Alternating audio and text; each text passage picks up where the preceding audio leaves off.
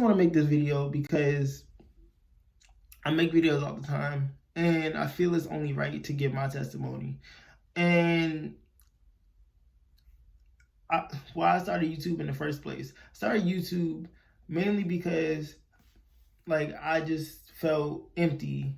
I felt, like I felt lost in just who I was. I literally was in the house just sitting, not talking to anyone, not making any phone calls, anything like that, because I just was unhappy with myself.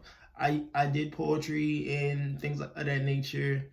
Even wrote a whole book, published it on Amazon. It didn't really do too well, other than friends and family purchasing it, and I just felt so empty. And then I got the idea to start posting my poetry online and things of that nature. Still didn't felt good for a little bit, but still wasn't feeling good enough. Then I started posting Christian content. Felt a lot better, met some people in the community, but still didn't feel like good enough because I was doing it for the wrong reasons. Like, I love God, yes, but I wanted the attention, I wanted the accolades, but it's not about that.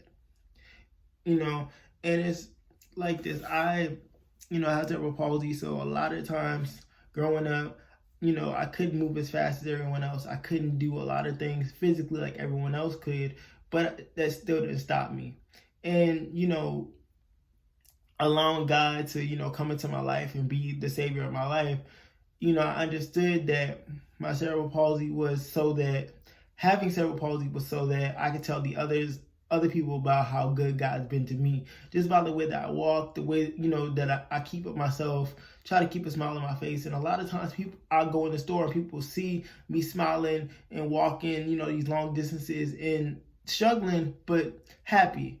And that's the thing. They would come to me and be like, "Oh my God, you're smiling and happy, and with that disability, God bless you. Keep doing what you're doing." And I just see that light in you. And even though we may have dark moments, the little moments people do see can touch them. And I can also speak on, even though I wasn't able to do everything that everyone else was, I still made a way. Still figured out a way to, do things and to get along with others.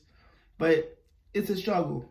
And I just thank God that I'm able to do the things I'm able to do. It could be a lot worse. I could, have, parts of the spectrum of this disability where I'm not able to speak, or that I need more assistance to drive, or, to go to the grocery store. But I'm able to do a lot of things on my own.